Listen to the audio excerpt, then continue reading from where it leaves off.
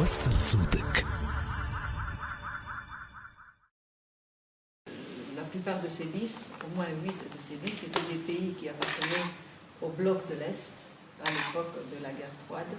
Donc ça a reflété un changement radical du visage de l'Europe cette année 2004. Donc cette année, c'est vraiment une année spéciale, c'est la célébration de ce 10e anniversaire.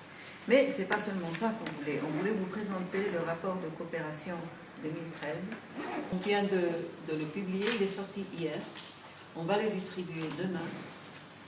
C'est notre deuxième édition. L'année passée, on avait fait aussi un rapport de coopération un peu plus lourd.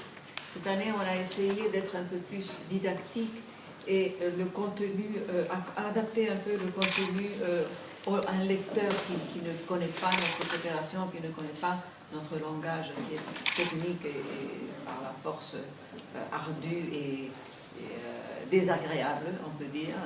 Mais on a cette habitude d'écrire des notes techniques qui sont toujours lisibles que pour nous.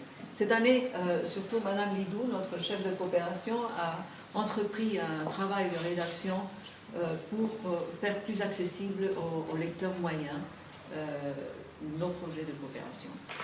Il faut dire que nous sommes extrêmement contents parce que malgré le fait que notre budget communautaire est sous la pression des États membres à cause de la crise économique et que nous avons dévié énormément de ressources de coopération extérieure pour l'intérieur de l'Union européenne, parce que pour la première fois depuis beaucoup d'années, nos populations nécessitent un effort accru du budget communautaire pour la création d'emplois, pour la création des conditions économiques meilleures, surtout dans les pays qui ont été les plus frappés par la crise.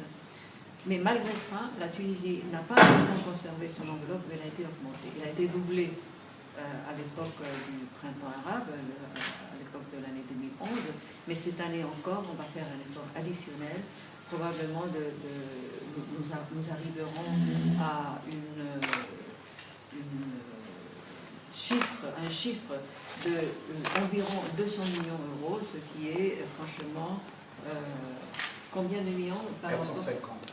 Non, par rapport à l'année 2013, ça fait... C'est une augmentation de pratiquement 50% sur le chiffre qui a été donné sur l'allocation de la Tunisie.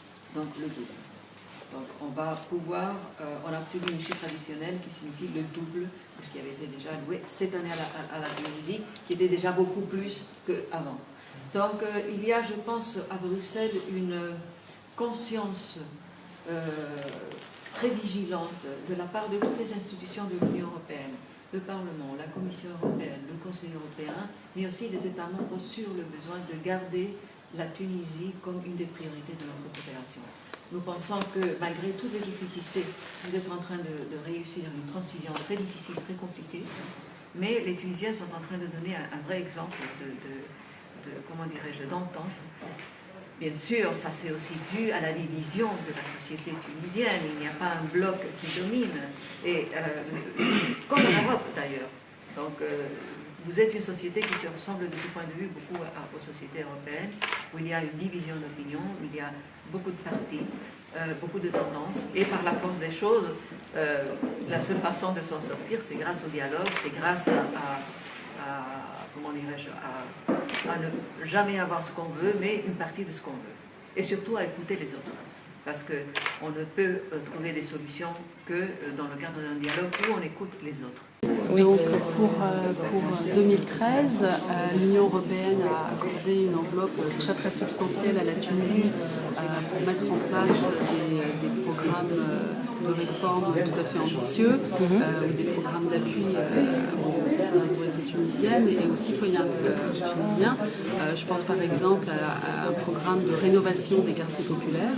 Donc ça c'est un programme qui est très très important et qui fonctionne très très bien, qui permet de rénover des quartiers populaires dans les périphéries des centres urbains pour améliorer un petit peu, faire en sorte également d'attirer des activités économiques et aussi des centres pour les jeunes pour pouvoir un peu se distraire, avoir des équipements sportifs. Donc concrètement on améliore la vie de ses habitants. C'est 700 000 personnes sur toute la Tunisie qui sont touchées par ce programme qui avance très très bien. et qui permet une rénovation vraiment sensible de leur cadre de vie. Donc ça, on a fait ce programme dont on est extrêmement satisfait.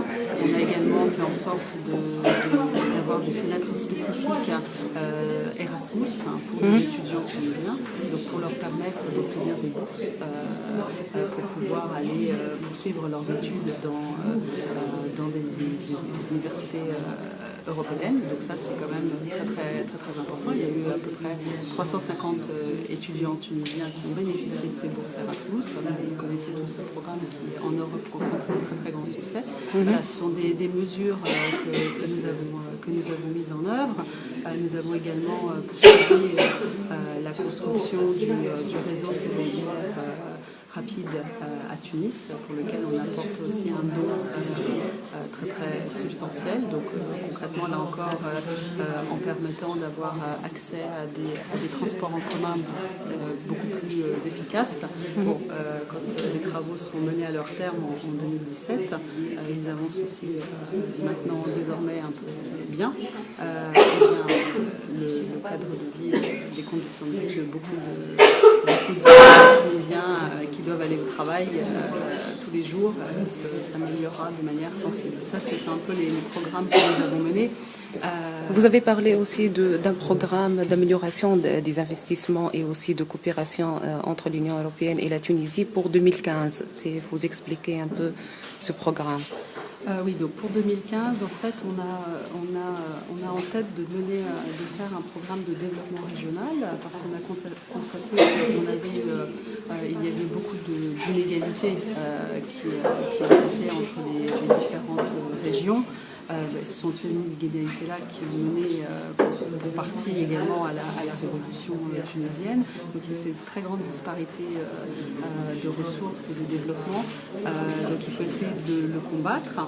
Donc c'est une très grande priorité du gouvernement tunisien qui a demandé à l'Union européenne de réfléchir à mettre en place un programme pour pouvoir un petit peu s'inspirer de l'exemple réussi des fonds structurels et des fonds de cohésion qui ont changé le visage de l'Europe, notamment de tous les pays de l'Europe du Sud, l'Espagne, le Portugal, aussi l'Irlande, qui ont été les grands bénéficiaires et aussi tous les 10 nouveaux États membres de l'Union européenne qui ont bénéficié de ces fonds structurels et de cohésion. Donc ça a permis de mettre en place des grands projets d'infrastructures, mais pas uniquement des infrastructures, des grands projets d'emploi pour favoriser un petit peu une croissance inclusive sur tous les territoires et un peu une redistribution des richesses de manière beaucoup plus harmonieuse. Voilà. Donc ce programme-là, on espère pouvoir le mettre en place en 2015. On y travaille et on espère pouvoir attirer également d'autres partenaires européens et peut-être d'autres partenaires non européens pour pouvoir collectivement tous s'unir pour essayer de le rendre le plus efficace et le plus doté possible de manière à faire face un petit peu aux difficultés qui existent.